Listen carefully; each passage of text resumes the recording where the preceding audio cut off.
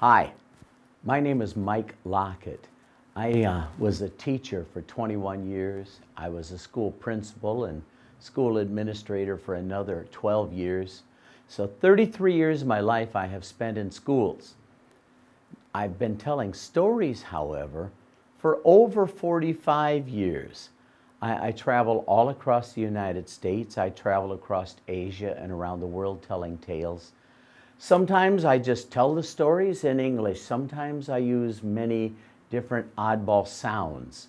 And people ask me about the vocal sounds I make, and so today I thought I would share just a little information about vocal storytelling techniques for you. So to start with, we're going to mention a few things about voice. We'll talk a little bit about breathing. We'll mention a few things about tone and pitch, a little about pacing. We will talk just a small amount about intensity, a little about dialects, and then one of my favorites, vocal mimicry, or how to make some rather strange sounds that I like to use in my stories. So we'll start with just voice. Number one, voice. Your voice is the most important tool as a storyteller. I have a dear friend of mine who used to sing barbershop. It's a particular style of music in America. And he would sing so loudly sometimes that he injured his voice. He injured his vocal cords. And his voice today, he had to have surgery to go ahead and restore part of his voice. So you must take care of your voice. You cannot afford to lose it. So the voice, one of the things you want to do is you want to warm up your voice before performing. Now, how do you warm it up? Maybe you're just humming a song.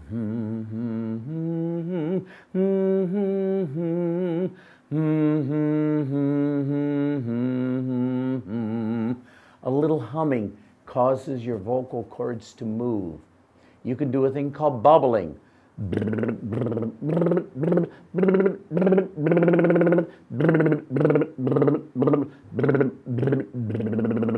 It looks totally ridiculous, so I suggest do it in private, not in front of an audience.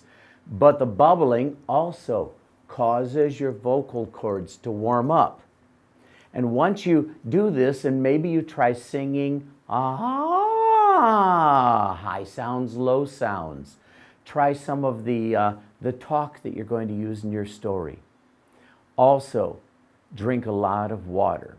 It's kind of funny, while I've been making these videos, I have been having the young lady constantly bringing me cup after cup of water.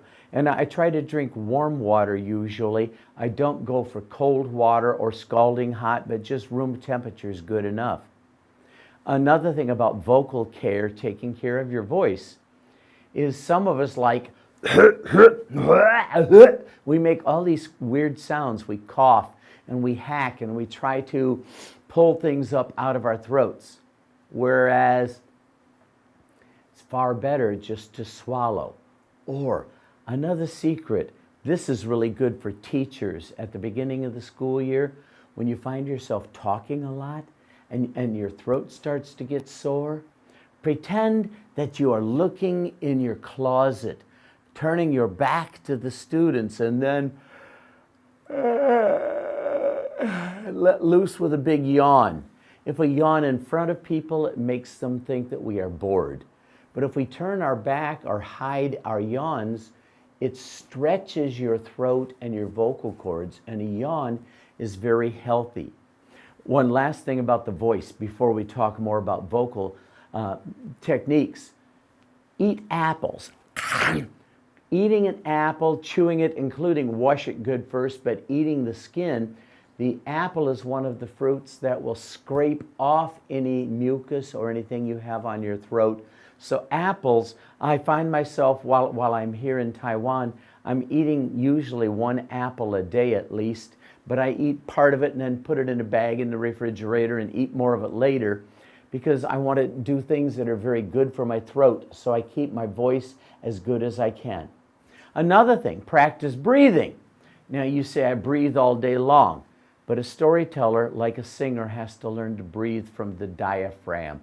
I'm backing up in the video so my belly shows a little bit more, because when I breathe through the diaphragm, my belly gets big, and then I let out the breath. If I take a deep enough breath, you actually have air pockets you can feel back behind you on the sides, and they swell full of air. That way, if I have a turtle falling,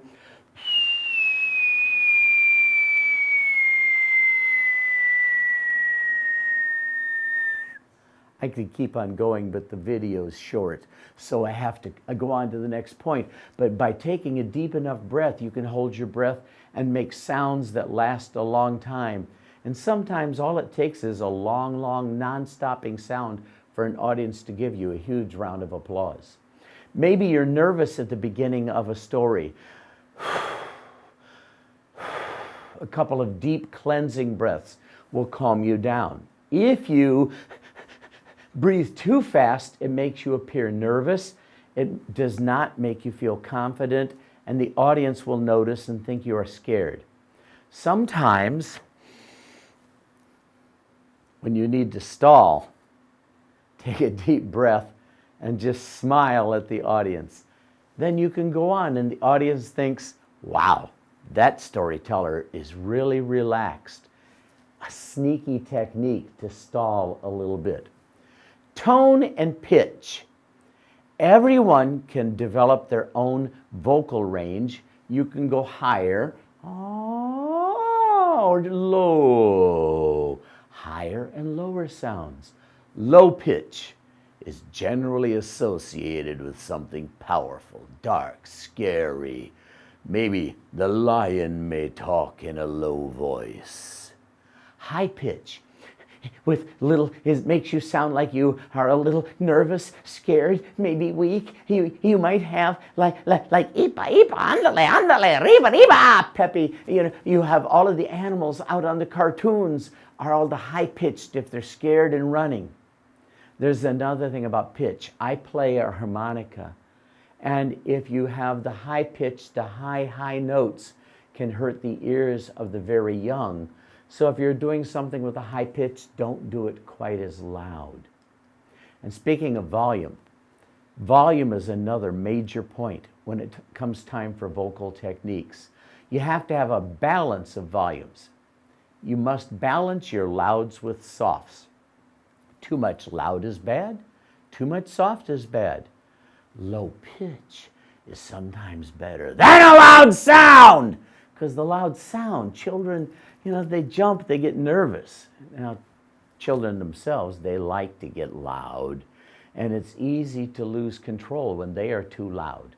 And if all you use is loud sounds in your stories, the children get louder and louder and louder, and you are likely to lose control. Now, a favorite kind of story that I like to tell is called a jump story. The jump story, where I'm quiet,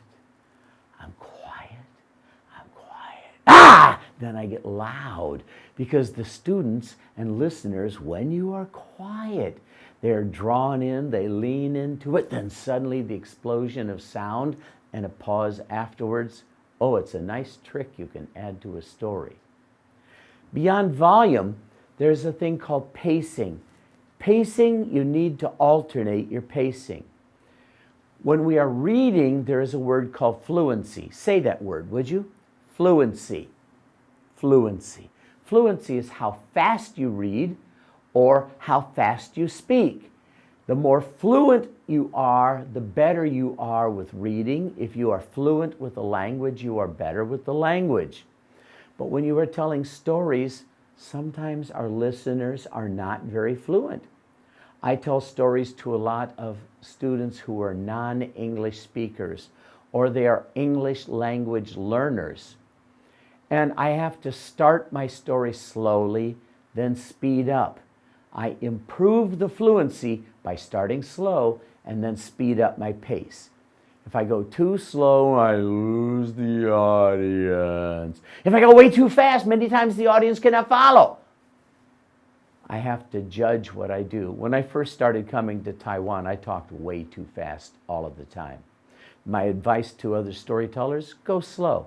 And if you see the audience following you well, then you can speed up. Vary your pace in order to meet the audience needs. And maybe follow a pattern, because maybe something follows a particular rhythm, and keep your pace to match that rhythm.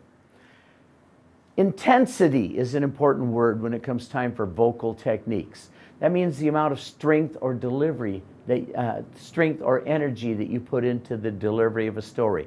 Some intensity is too good, too much, you lose interest, especially with your lower listeners. A bear, if I'm bear, sometimes bears are big and scary, so I get more intense. If I'm using a rabbit or a chipmunk or another small animal, I'm less intense. There's one thing that many storytellers try. It is called a dialect. In the southern states of the United States, they go ahead and talk a lot like this. They say the word y'all a lot. Up in the northern states, by golly, many times, some of them, yeah, they talk like this. They talk different ways in different countries, different ways in different places. If you use a dialect well, it can be fun. If you use a dialect poorly, it can insult people. Oh, sure, and I can go ahead and use just a wee bit of the Irish brogue from time to time. But if I do too much of it, audiences get tired of it. When I perform in Asia, I try to use my own language. I do not use a dialect, and do not use any kind of a dialect with people who do not speak your own language. Now, the final thing I want to talk about with regards to vocal techniques is vocal mimicry. You can add animal sounds and other things to your stories. They're hard to do, but I can teach you how to do things. And I may come back later and do a whole videotape on just making some animal sounds. They're not necessary for stories, and too much can be boring. But they're lots of fun, and I'd like to share a story with you that uses some of my sounds. I start with this. Many years ago, the Creator made a man because he was lonely. He created man, he made arms, he made legs, he made a head. And when he made man, he placed man upon the earth, and he breathed the breath of life into him. Then said, man, you have to go to work. And man says, work? I was just born. Why should I have to work? Because I put you on this earth and I wanted you to do things. Well, what kind of work? I want you to name all of my animals. Well, how can I do that? I gave you a brain. Figure it out. So one by one, man called the animals. He called first the monkey.